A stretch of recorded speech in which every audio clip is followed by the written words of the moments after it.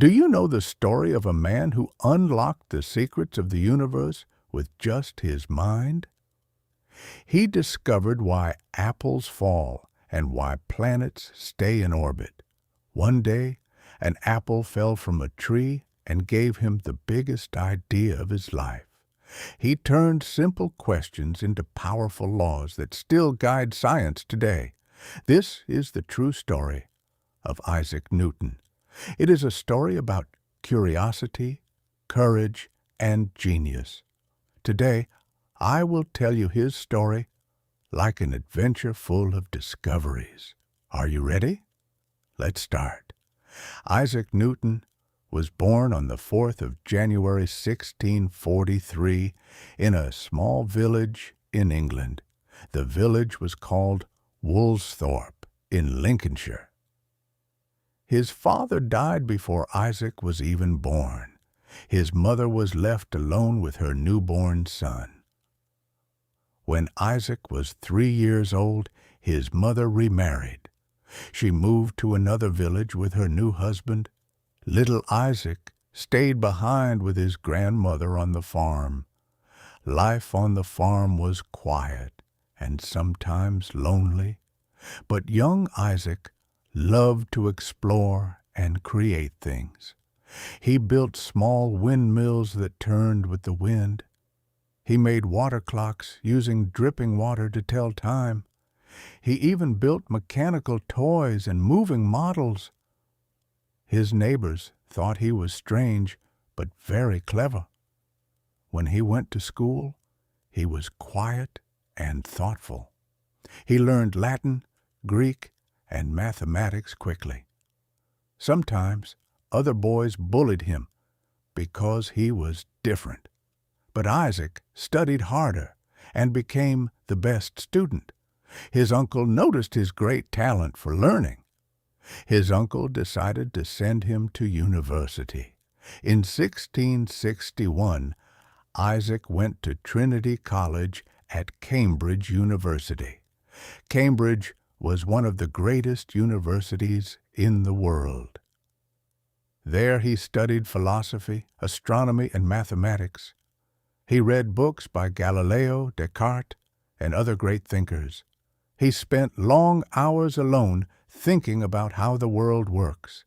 In 1665, a terrible plague spread across England. Thousands of people became sick and many died. The university closed to stop the disease from spreading. All the students were sent home, including Isaac. Isaac returned to his quiet farm in Woolsthorpe. He was 22 years old and had plenty of time to think. These years at home became the most important of his life. One sunny day in 1666, he sat in the garden. An apple fell from a tree above him. It dropped straight down to the ground. Isaac watched it and began to wonder. Why does the apple always fall toward the earth? Why doesn't it fly sideways or float upward? He realized there must be an invisible force pulling it. He called this force gravity. Then he asked an even bigger question. Does this same gravity reach all the way to the moon? Does gravity keep the moon circling around the earth? Isaac began doing difficult mathematical calculations. He tested his idea with numbers and formulas. The calculations worked perfectly.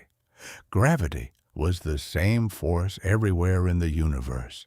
It pulled apples, the moon, planets, and stars.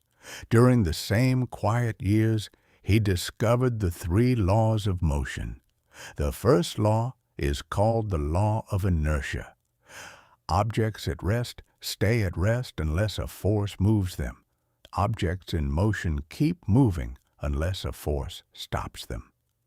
The second law explains how force affects movement. Force equals mass times acceleration. The third law says every action has an equal and opposite reaction. These three laws explain almost all movement on Earth and in space. Isaac also created a powerful new kind of mathematics. He called it the method of fluxions. Today, we know it as calculus. Calculus helps us understand change, curves, and motion. It became one of the most important tools in science. Isaac wrote all his ideas in secret notebooks. He did not share them with anyone at first. He wanted to be sure his ideas were correct. After the plague ended, he returned to Cambridge in 1667. He became a fellow at Trinity College. In 1669, he was made Lucasian Professor of Mathematics. This was a very important and respected position. As professor, he gave lectures about light and motion. He continued his experiments with light and colors. He used a glass prism in a dark room. Sunlight passed through the prism and split into many colors. He proved that white light contains all the colors of the rainbow. He also built a new kind of telescope. His reflecting telescope used a mirror instead of lenses. It gave clearer images without colored edges. He showed his telescope to important scientists. In 1672, he became a member of the Royal Society. This was England's most famous group of scientists. He sent them his first paper about light. Some scientists disagreed with his ideas. Isaac did not like arguments and worked alone again. But he kept thinking about gravity and the planets. In 1684, his friend Edmund Halley visited him. Halley asked, "What force keeps planets in orbit?" Isaac told him he had already solved the problem years before. Halley was amazed and told him to write a book. Isaac began writing his greatest work. It took him 2 years of intense work. In 1687, the book was published. Its long Latin title was Philosophia Naturalis Principia Mathematica. People simply called it the Principia. The book explained the laws of motion and universal gravity. It showed that the same rules apply on Earth and in the heavens. The Principia became one of the most important books in history. Scientists around the world read it with wonder. Isaac Newton suddenly became very famous. In 1696, he moved to London. He took an important job at the Royal Mint. He became warden and later master of the mint. His job was to make sure England's coins were good. He worked hard to stop people from making fake coins.